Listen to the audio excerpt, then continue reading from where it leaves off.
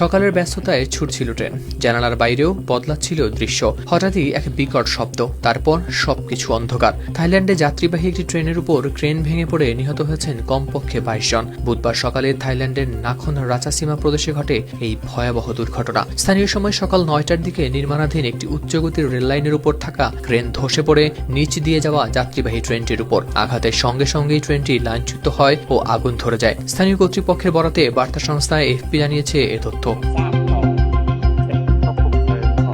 রাখন রাচাসীমা প্রদেশের একটি স্থানীয় পুলিশ বাহিনীর প্রধান থাপাচন চিন্নাওং এএফপিকে বলেন, এই ঘটনায় 22 জন নিহত ও 80 জন আহত হয়েছেন। ট্রেনটিতে তখন মোট 195 জন যাত্রী ছিলেন বলে জানান পরিবহন মন্ত্রী ফিফাত রাচাকিত প্রাক্কন। উদ্ধারকর্মীরা দ্রুতই ঘটনাস্থলে পৌঁছান। শুরু হয় মরিয়া উদ্ধার অভিযান। স্থানীয় সংবাদ মাধ্যমে প্রচারিত লাইভ ফুটেজে দেখা যায় উজ্জ্বল রঙের ট্রেনটি পাশে উল্টে পড়ে আছে, চারপাশে ছড়িয়ে আছে ধ্বংস, ভেতর থেকে উঠছে ধোঁয়া।